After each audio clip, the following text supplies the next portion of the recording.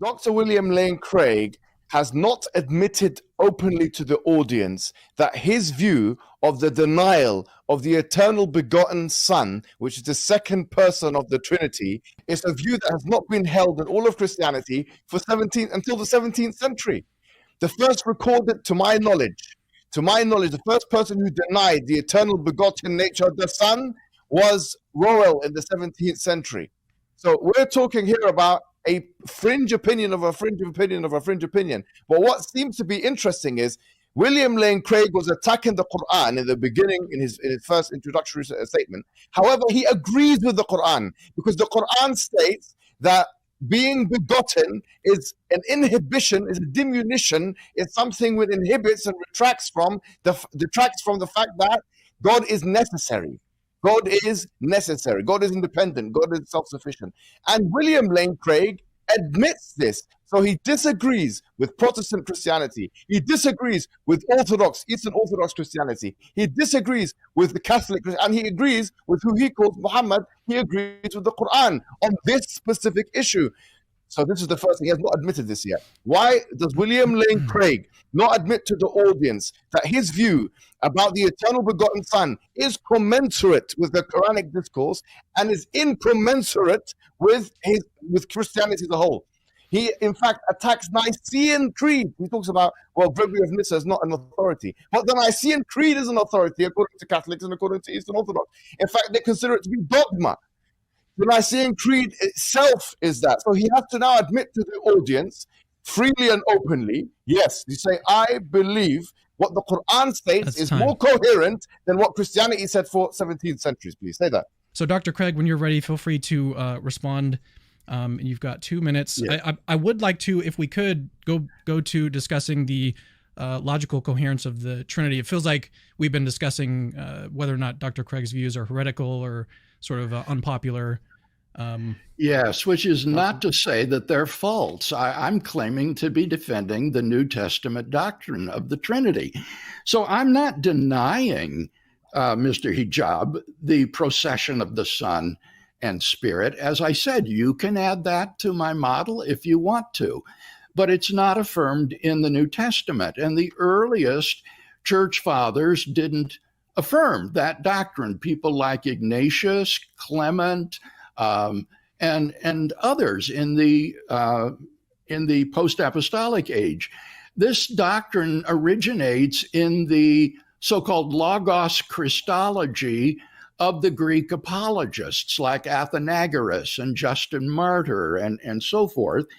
And I would follow them if that doctrine were to be found in the New Testament. But I think the majority of scholars would say this doctrine is not a New Testament doctrine, and therefore no Christian is obligated to believe it unless he recognizes the conciliar authority of these later creedal statements that you mentioned. But as a Protestant, I bring even the creeds before the bar of Scripture and weigh them by their conformity with Scripture.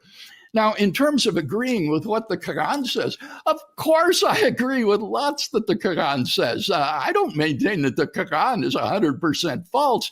It has all sorts of truths in it. For example, that first tenet of the doctrine of the Trinity, there is exactly one God. Islam is a monotheism, as is Judaism and Christianity. So I agree with lots of things in Islam, but I do not agree with Tawheed, that God is this undifferentiated unity as opposed to three persons in one being, a spiritual, immaterial, tripersonal substance.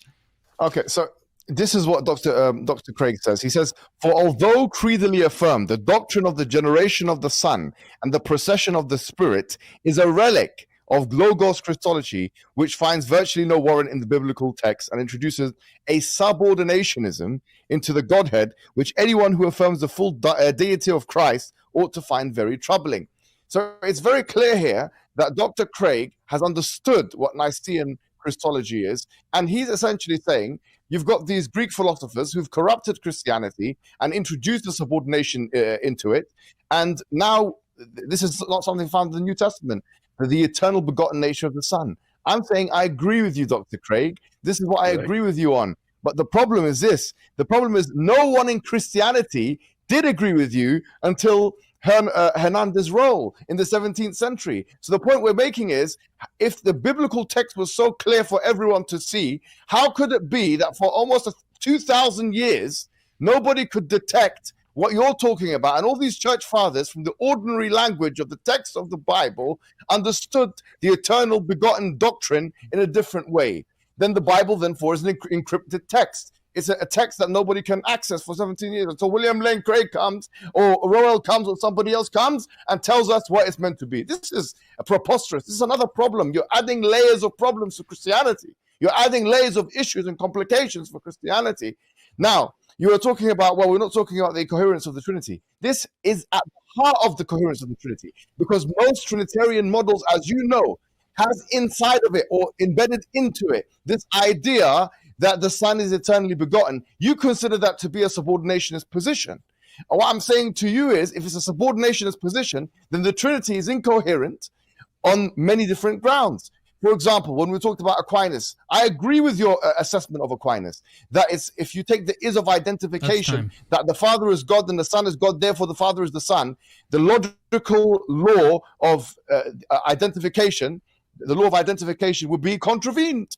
So I agree with you. This is at the heart of the coherence of the Trinity. So you'd have to say, well, maybe half of the Christians of the world are believing in an incoherent Trinitarian doctrine. No problem. Me and you both agree. We have to acknowledge that not all Christians believe in the model of William Lane Craig. In fact, I think seldomly anyone does. So this is the reason why I've mentioned this point. But we will go to the heart of Dr. William Lane Craig's model of the Trinity in what will follow, because I do have my arguments against that, and I will present them to Dr. Craig, and I'm pretty sure he will not be able to answer them in any coherent fashion, and he has not done any service to Christianity. This is not Christian apologetics. This is Christian capitulation. Okay. He's capitulated to the Muslim argument. Well, I'm not capitulating to anyone, Mr. Hijab. I am defending the doctrine of the Trinity that is taught in the New Testament, and I am under no obligation to defend later doctrines taught in the 13th century by Thomas Aquinas or others. I did mention the names of certain church fathers that held to the New Testament doctrine, Clement of Alexandria, Clement of Rome, Ignatius, for example. So it's simply not true that from the beginning, Christian theologians have affirmed these inter-Trinitarian processions. This arises somewhat later in the Logos Christology of the Greek apologist, to repeat myself. Now, you have exactly the same sort of doctrinal evolution within Islam. You yourself know that as a Sunni, you disagree with Muslims belonging to other schools with respect to doctrines like Tawheed or the uncreatedness of the Quran. Is the Quran a created product, or is it something that is co-eternal, uncreated, and necessary alongside God? These are doctrines that developed later in Islam, and you are free to affirm or reject them. And there's great controversy among Islamic theologians on these doctrines. So the fact that Christians take a wide variety of views on the Trinity is unremarkable. It's insignificant so long as the doctrine of the Trinity that is found in the pages of the New Testament is coherent and is taught there. And I now await your demonstration that this is an incoherent doctrine.